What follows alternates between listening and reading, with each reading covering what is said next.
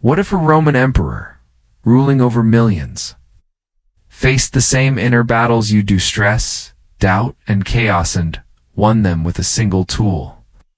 Welcome to Daily Stoic Habits, where we dive into timeless wisdom to master our minds and live better lives. Today we're stepping into the world of Marcus Aurelius, a man who didn't just lead an empire, but conquered his own thoughts through meditation. His story, his philosophy, and his practical techniques can transform how you handle life's challenges. If you're ready to unlock the secrets of a sharper, calmer mind, stick around. Hit that subscribe button for Daily Stoic Habits. Turn on the notification bell so you never miss a dose of Stoic wisdom. Picture a man sitting alone at night, not in a palace surrounded by luxury, but in a tent on a battlefield, scribbling thoughts to himself. That's Marcus Aurelius, the most powerful man of his time. Yet his greatest fight wasn't against enemies, it was within. As a Stoic philosopher, he believed that true strength comes from controlling your mind, not the world around you. Nice. Private journal, known as Meditations, wasn't written for fame or followers, but as a raw, honest guide to keep himself grounded. In those pages, he wrestled with fear, anger, and the weight of responsibility, using meditation as his weapon. Why does this matter to you? Because the same principles he used to stay steady while ruling an empire can help you navigate a hectic work week, tough conversation, or even just the noise in your head. Stoicism, the philosophy Marcus lived by, isn't about suppressing emotions or pretending life's easy. It's about facing reality head-on with clarity and calm. For Marcus, meditation wasn't sitting cross-legged with incense. Burning it was a deliberate practice of reflecting, questioning, and refocusing his mind. He'd ask himself, what's in my control? How can I act with virtue? These questions became his anchor, whether he was dealing with a rebellious general or a plague sweeping through Rome. His approach to meditation feels surprisingly modern, almost like a mental workout for resilience. Ever wonder how some people stay cool under pressure? Marcus's methods show us how, and they're more accessible than you might think. This video is your guide to understanding how Marcus Aurelius used meditation to master his mind, and how you can apply his techniques today. We'll explore the core of Stoic meditation, break down his practical strategies, and connect them to our fast-paced, distraction-filled world.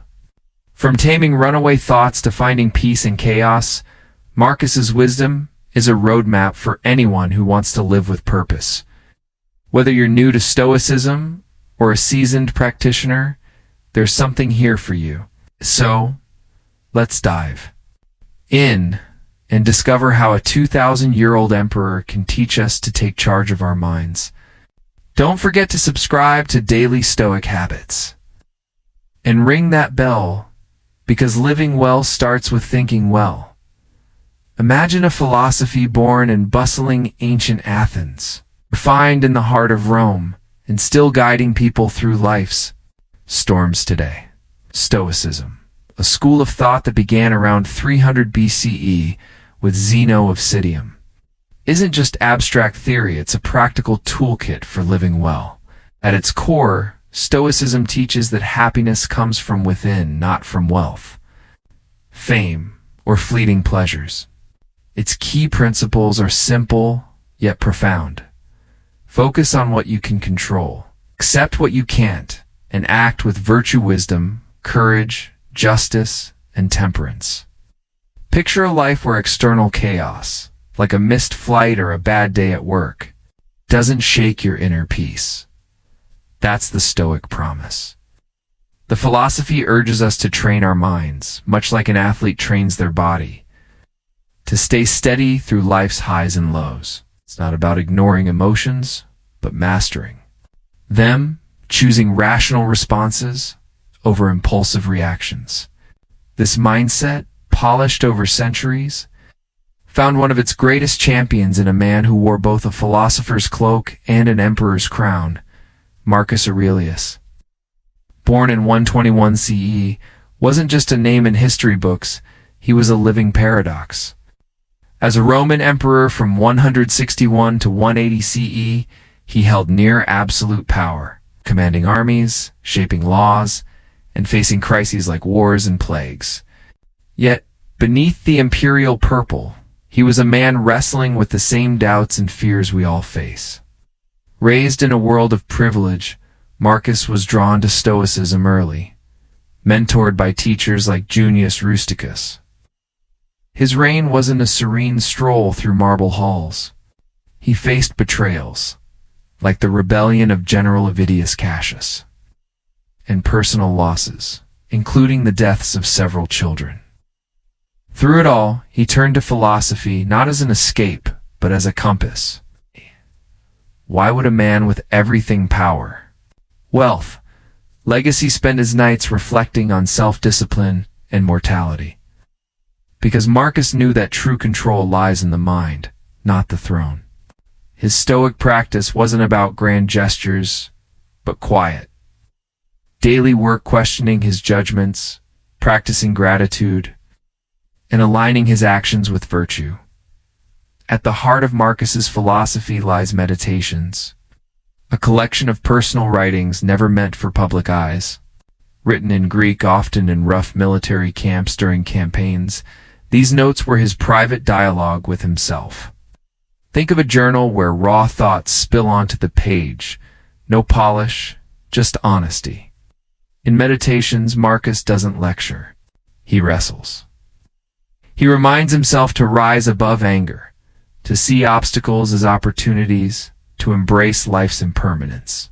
You have power over your mind, not outside events, he writes, distilling Stoicism's essence. The text isn't a guide to meditation in the modern sense like chanting or mindfulness apps, but a record of his mental discipline. Each entry reflects his effort to pause, reflect, and realign with Stoic values. Why write to himself? Because putting thoughts into words sharpened his focus like a blade honed on stone. Meditations captures his struggle to live authentically, to be a good man amid the temptations of power. This blend of Stoicism, Marcus's life, and Meditations sets the stage for understanding his approach to mental mastery. His philosophy wasn't born in a vacuum, it was forged in the crucible of responsibility, tested by real-world pressures. For Marcus, Stoicism wasn't just ideas to debate, it was a lifeline. His writings show us a man striving to live up to his own ideals, using reflection as a tool to navigate life's chaos. As we explore how he used meditation to control his mind, we'll see how these ancient principles remain strikingly relevant. It's offering a blueprint for resilience in our own unpredictable world. Meditation, to most of us, might conjure images of quiet rooms, crossed legs, and soft breathing. But for Marcus Aurelius, a Roman emperor juggling the weight of an empire, meditation was something raw, more rugged, a mental forge where he hammered his thoughts into clarity.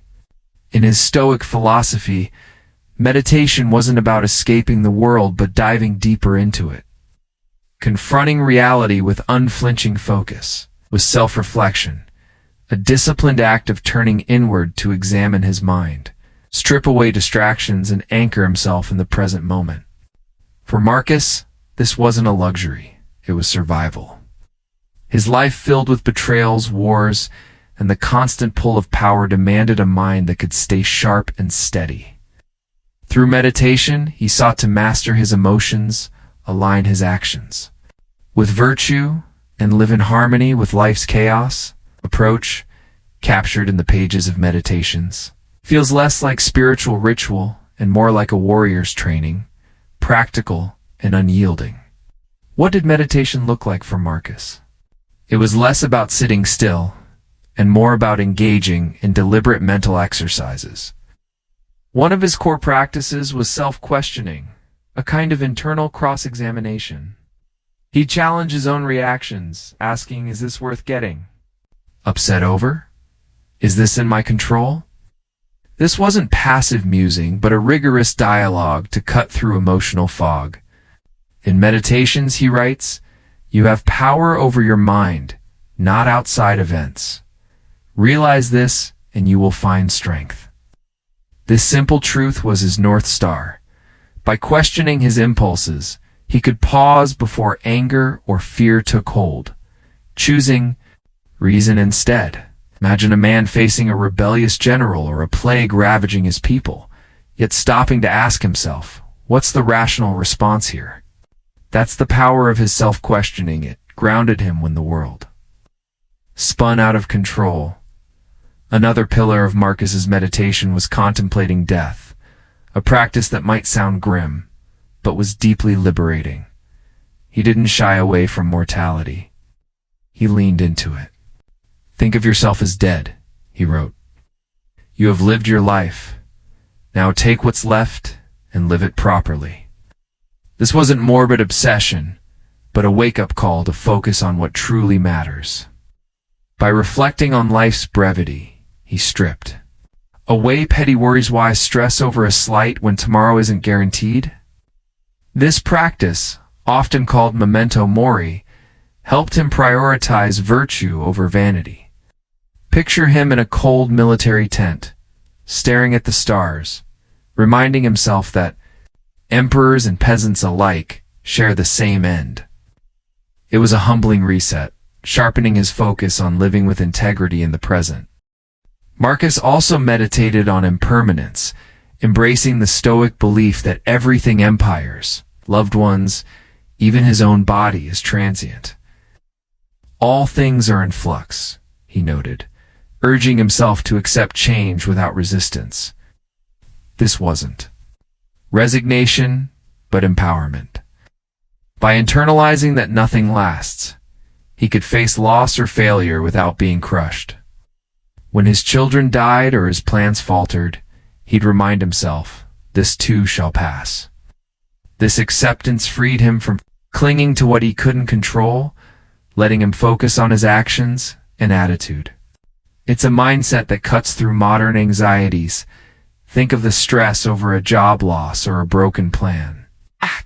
Marcus would say, it's temporary. Do what you can and let go of the rest. Meditations is packed with examples of how these practices shaped his emotional control. Take his approach to anger, a common human trap. In Book 11, he writes, when you're offended, it's not the person who offends you, but your own judgment about it. Here, he's meditating on perception, dissecting his reaction to an insult. Instead of lashing out, he steps back, analyzing. The feeling like a scientist, he reminds himself that the offense only has power if he gives it power.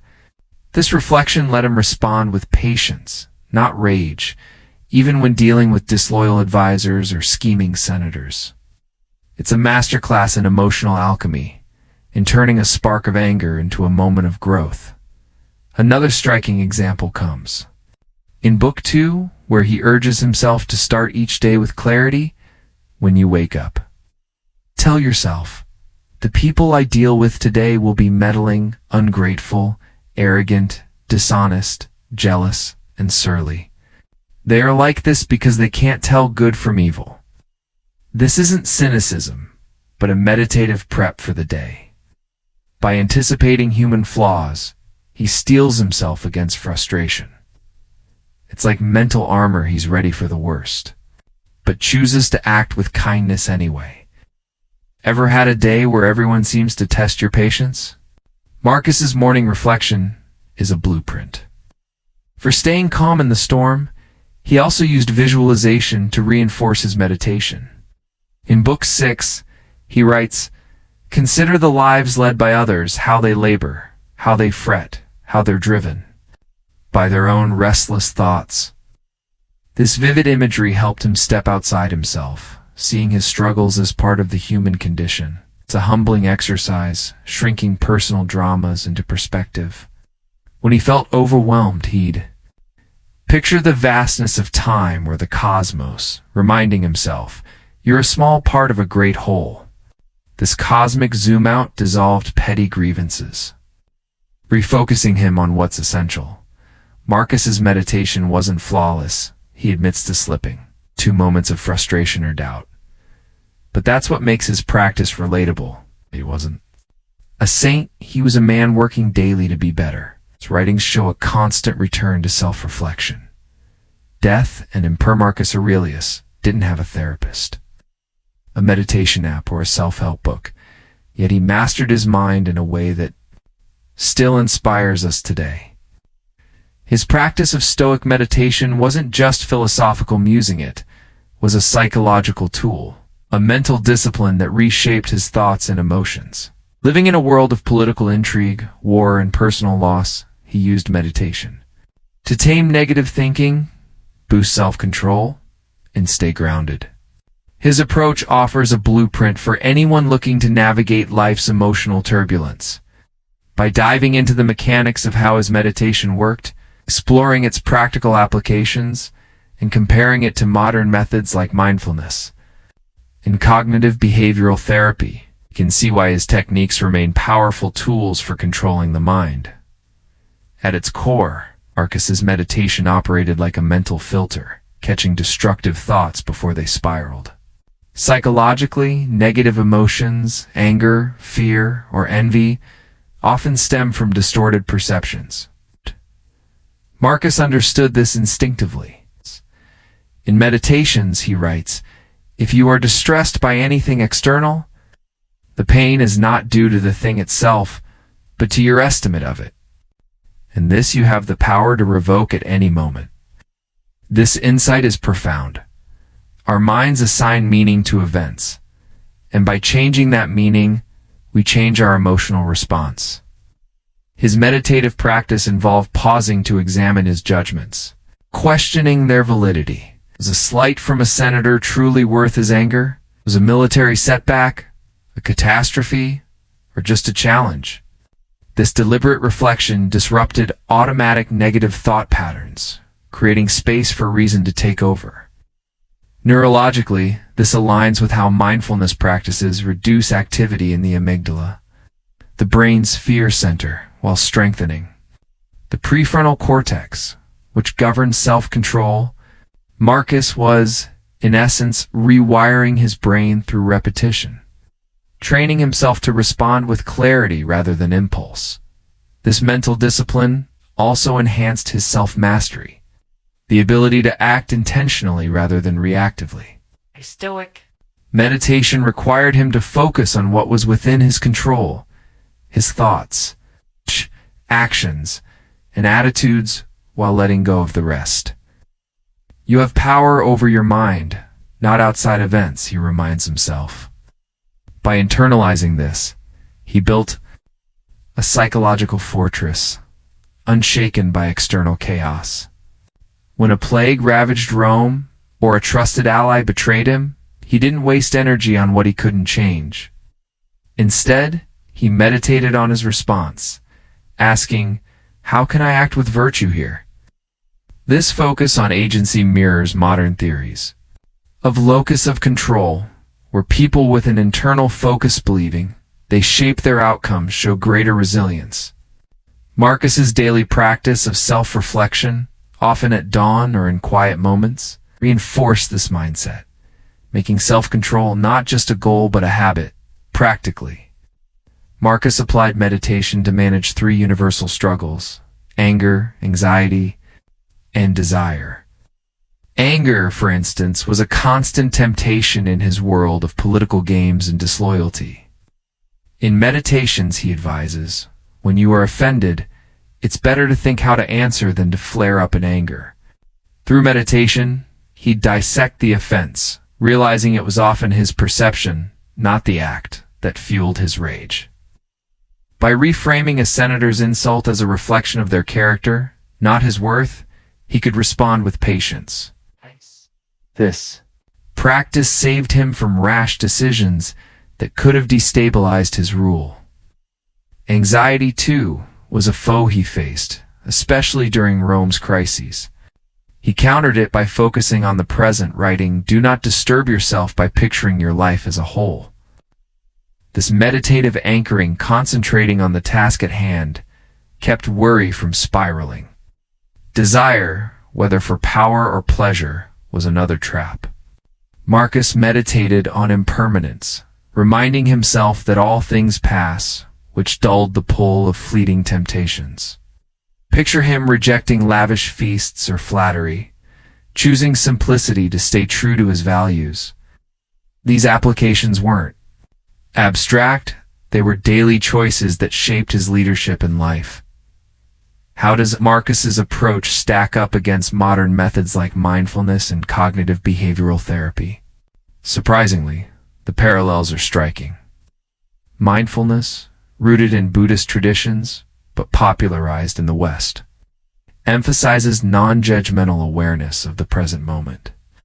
Like Marcus's focus on the now, mindfulness trains practitioners to observe thoughts without being swept away. A mindfulness meditator might notice anger rising during a traffic jam and let it pass, much as Marcus would reflect on a slight and choose calm.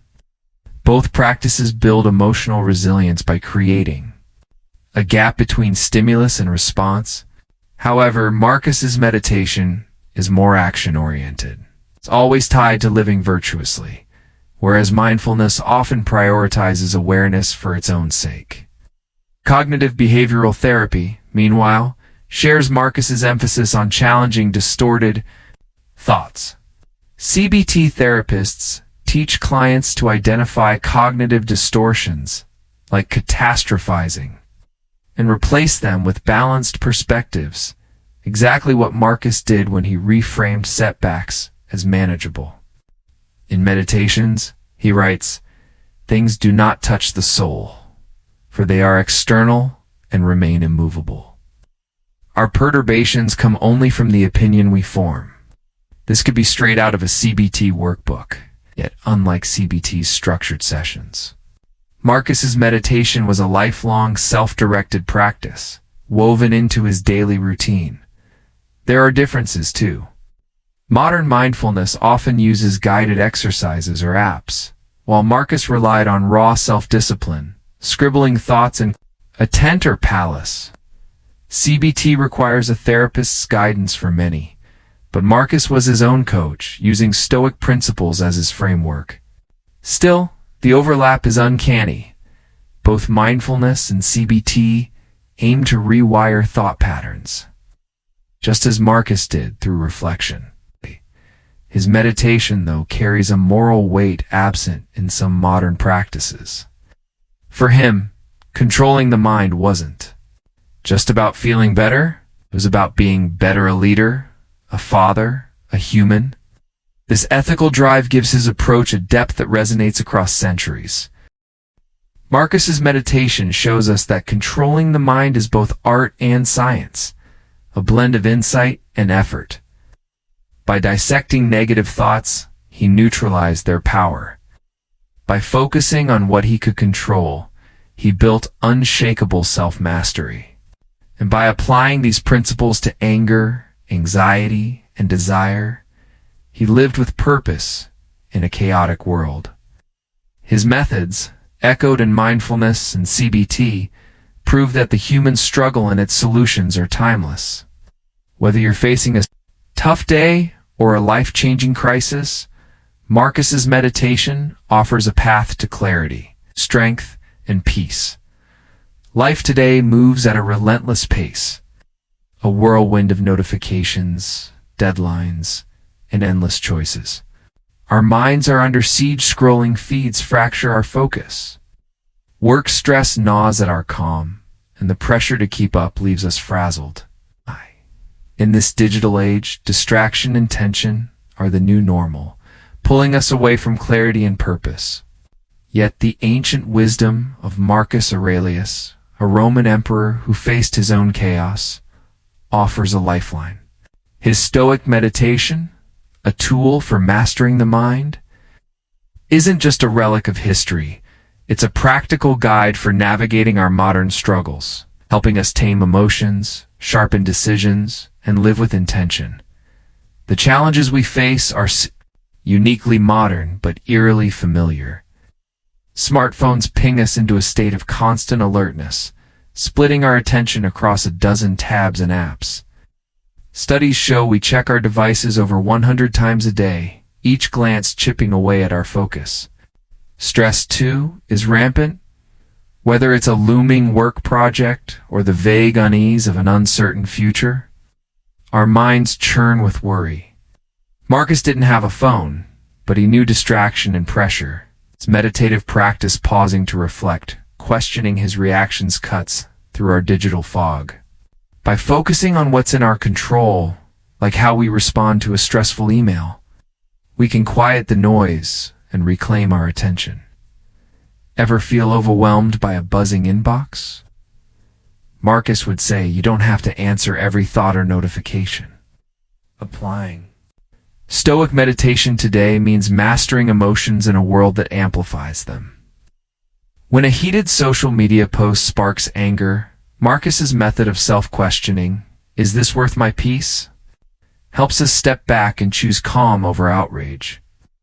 This isn't about suppressing feelings but redirecting them. Instead of snapping at a coworker during a tense meeting, we can reflect, as Marcus did, on whether our frustration serves a purpose. His practice also improves decision-making. By meditating on what aligns with our values, we can cut through indecision, whether it's choosing a career move or saying no to overcommitment. Picture Marcus in a war council, weighing options not with panic, but with deliberate clarity. That same focus can guide us through a cluttered to-do list or a tough life choice. The lessons from Marcus are simple yet transformative. First, prioritize the present, he wrote. Confine yourself to the present, a reminder to stop ruminating on past mistakes or future fears. In practice, this means tackling one task at a time, writing a report without checking your phone. Second, embrace what you can control. You can't stop a traffic jam, but you can choose to breathe deeply instead of fuming. Finally, reflect daily. Marcus journaled to align his thoughts with virtue. We can jot down 3 things we handled well each night, building resilience over time. These habits don't require a toga or a thron, just a moment of intention amid the rush. Marcus Aurelius shows us that a disciplined mind is our greatest asset in a chaotic world. His Stoic meditation isn't about escaping modern life, but engaging with it fully, calmly, wisely, purposefully. By adopting his practices, we can face distraction and stress, not as enemies, but as opportunities to grow stronger, making choices that reflect who we want to be. Marcus Aurelius, a Roman emperor who faced wars, betrayals, and the weight of an empire, found his anchor in Stoic meditation. This wasn't serene chanting, but a rugged discipline of self-reflection, questioning his thoughts and focusing on the present. Through practices like contemplating death and accepting impermanence, he tamed anger, anxiety, and desire, aligning his actions with virtue. His meditations, a raw journal of inner struggles, reveals a man striving for clarity amid chaos. His approach transformed challenges into opportunities, proving that the mind, when mastered, is our greatest ally. For Marcus, meditation was the key to living not just powerfully, but wisely. A tool as vital today as it was 2,000 years ago, controlling the mind is the cornerstone of a good life. In our fast-paced world, where distractions and stress threaten to derail us, Marcus's wisdom shines.